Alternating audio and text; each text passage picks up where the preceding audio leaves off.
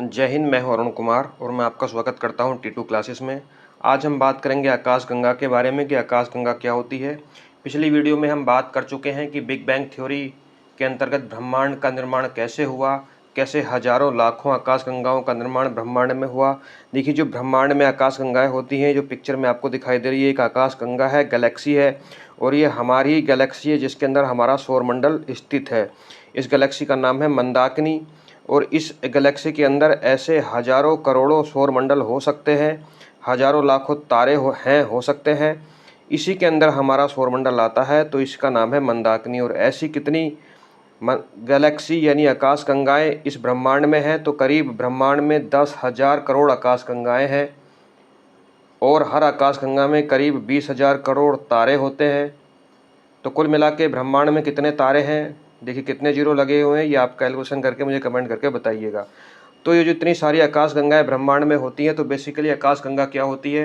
तो देखिए, big bang theory जब हमने पढ़ी थी तो हमने पढ़ा था कि एक बहुत अधिक द्रव्यमान का सूक्ष्म आकार का पिंड था जिसमें ब्लास्ट हुआ और उस ब्लास्ट से वो पूरे का पूरा ब्रह्मांड में बिखर गया। और ब्रह्मांड में बिखरने के कारण क्या हुआ कि पूरे ब्रह्मांड में हजारों धूल के कण, गैसें, पिंड, उनका पूरा जैसे से मलबा बिखर जाता है इस तरह से बिखर गया। और अंततः समय के साथ साथ वो जो पिंड थे वो आपस में गुरुत्वाकर्षण के कारण आपस में बंध गए, कुछ इकट्ठे हो गए ग्रुप में। उन ग्रुप को ही हम आकाशगंगा कहते हैं। तो देखिए, गुरुत्वाकर्षण बल के अधीन बंधे हुए हजारों तारों, गैसों एवं धूल के कणों को कहते हैं हम आकाशगंगा। ये बात हम लास्ट वीडियो में कर चुके हैं डिटेल से। आकाशगंगा से विभिन्न प्रकार के विकिरण निकलते रहते हैं। जो आकाशगंगा होती है, यहाँ से बहुत प्रकार की रेडिएशन निकलती रहती है, जैसे हमारी इंफ्रारेड, अवरक्त किरणें, गामा रेज, गामा किरणें, रेडियो तरंगे, एक्स किरणें, दृश्य प्रकाश और पराबैंगनी किरणें यानी इंफ्रारेड जो हैं, अल्ट्रावायलेट रेज जो हैं, वो इस आकाशगंगाओं से निकलती रहती हैं। हमारा सौरमंडल जिस आकाशगंगा में स्थित है उसका नाम है मंदाकिनी। जैसे कि आपको यह दिखाई दे रहा है, ये मंदाकिनी के अंदर हमारा सौरमंडल स्थित है। यहाँ पे सौरमंडल के विषय में हम डिटेल से अलग क्लास करेंगे। अभी हमें इसका नाम याद करना है, मंदाकिनी है। और जो मंदाकिनी आकाशगंगा है ये सर्पिलाकार है। सर्पिलाकार का मतलब होता है स्पाइरल शेप में है। देखिए, स्पाइरल शेप में आपको दिखाई देगा, सर्पिलाकार आकृति की आकाशगंगा है हमारी आकाशगंगा, जिसका नाम है मंदाकिनी। और ये मंदाकिनी जो है ये भी आकाशगंगाओं के जैसे सौरमंडल ग्रहों का एक समूह है, उसी तरह से आकाशगंगाओं का भी समूह होता है। और ऐसे हजारों समूह ब्रह्मांड में होते हैं। तो जिस समूह का हिस्सा हमारी आकाशगंगा है उस समूह कहते हैं हम स्थानीय समूह, लोकल समूह। तो हमारी जो आकाशगंगा है यह वृहद आकाशगंगाओं के समूह का एक सदस्य है जिसे हम स्थानीय समूह कहते हैं। ठीक है। मंदाकिनी का वह भाग जो पृथ्वी से दिखाई देता है, अगर आप रात में वेदर क्लियर है, प्रदूषण नहीं है, अंधेरी रात है, अगर आप ऊपर की तरफ देखें तो एक हमें दूध जैसी तारों का एक समूह दिखाई देता है, जैसे कुछ सफ़ेद रंग की चादर बिछी हुई हो। तो मंदाकिनी का ही हिस्सा वो हमें बेसिकली दिखाई देता है, आकाशगंगा का हिस्सा वो दिखाई देता है।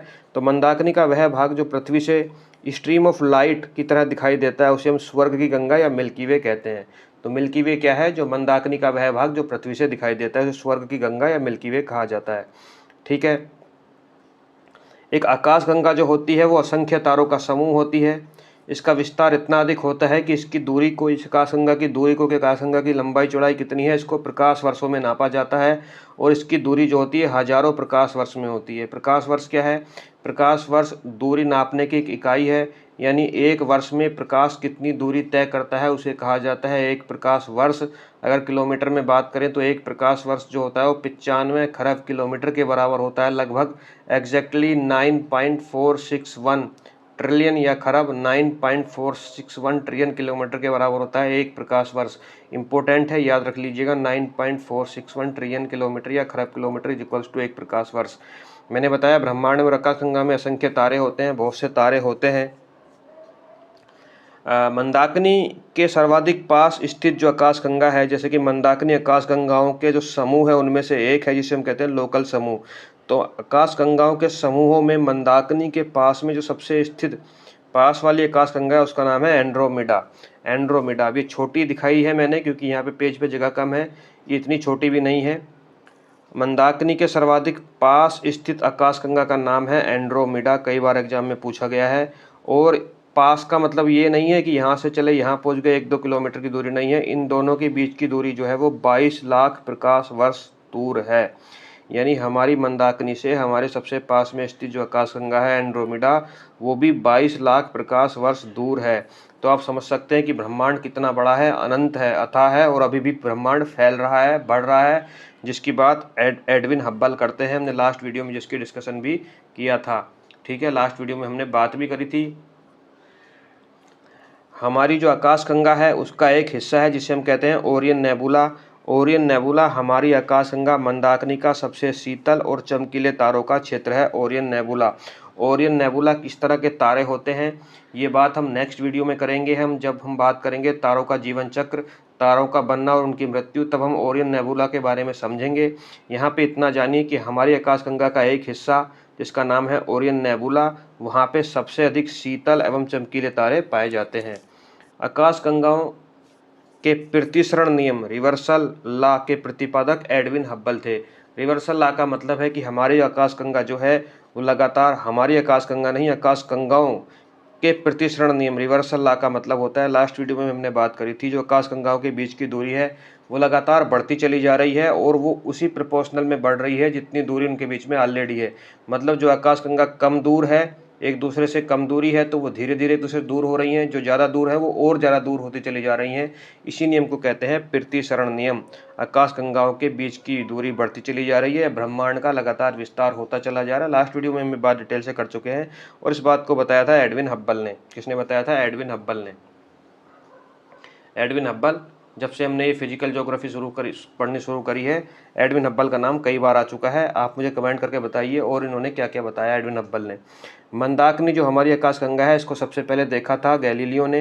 देखा तो और लोगों ने भी पहले होगा, क्योंकि आंखें तो सभी के पास रही होंगी, लेकिन सबसे पहले इसके विषय में बताया, चर्चा करी, डिटेल्ड एनालिसिस किया, उनका नाम था गैलीलियो। ये बात हम कर चुके हैं। अब देखिए, आकाशगंगा जो है उसके अंदर एक सेंटर वाला हिस्सा होता है जिसे कहते हैं हम centre black hole. Black hole क्या होता है, इसके ऊपर हम एक डिटेल क्लास अलग से बनाएंगे। तारा की जब मृत्यु होती है, बहुत अधिक बड़े तारे जो होते हैं, जो सूर्य से लगभग 3 गुने होते हैं, वो अंततः जब उनकी मृत्यु होती है तो ब्लैक होल में तब्दील हो जाते हैं। तो इसी तरह से जो आकाशगंगा है उसके सेंटर में भी एक ब्लैक होल होता है। ब्लैक होल क्या होता है ये बात हम अगली वीडियो में करेंगे। इसकी जो भुजाएं होती हैं उन्हें हम स्पाइरल आर्म कहते हैं, स्पाइरल आर्म कहते हैं, ठीक है इनकी, क्योंकि ये हमारी जो आकाशगंगा है ये स्पाइरल आकार की ही है, ये स्पाइरल या सर्पिलाकार आकार की है। आकाशगंगाओं का प्रकार जो होता है वो उनकी आकार के ऊपर निर्भर करता है। उनके आकार के हिसाब से आकाशगंगाओं को 4 भागों में बांटा गया है। दीर्घवृत्ताकार आकाशगंगाएं, अनियमित आकार की आकाशगंगाएं, सर्पिलाकार आकाशगंगाएं और वर्जित सर्पिलाकार आकाशगंगाएं, यानी इलेप्टिकल, इरेगुलर, स्पाइरल और बैरल स्पाइरल। और हमारी जो आकाशगंगा है वो स्पाइरल आकार की है। हमारी मंदाकिनी के सबसे पास में जो स्थित आकाशगंगा है उसका नाम है एंड्रोमेडा, और जो सबसे दूर ज्ञात आकाशगंगा है मंदाकिनी का उसका नाम है बेबी बूम। ये बात आप याद रखिएगा, बेबी बूम। फिर से मैं आपको बता देता हूँ आकाशगंगा क्या होती है। तो गुरुत्वाकर्षण बल के अधीन बंधे हुए हजारों तारों, गैसों एवं धूल के कणों के समूह को आकाशगंगा कहा जाता है। और यहाँ पर हम गैसों की बात करें तो यहाँ पे मुख्यतः 2 ही गैसें होती हैं, हाइड्रोजन और हीलियम, जो बहुत इंपॉर्टेंट होती हैं तारों के बनने में। हाइड्रोजन और हीलियम जो गैसें हैं उन्हीं से तारों का निर्माण होता है और अंततः तारा उन्हीं गैसों में टूटकर बिखर जाता है, यानी ब्लैक होल बन जाता है। तारे का जीवन चक्र क्या है, तारा कैसे बनता है, कैसे नष्ट हो जाता है, ये बात हम करेंगे नेक्स्ट वीडियो में। मिलते हैं तारों के जीवन चक्र से रिलेटेड अगली वीडियो में। तब तक अपना ध्यान रखें, खुश रहें, मुस्कुराते रहें। जय हिंद, जय भारत।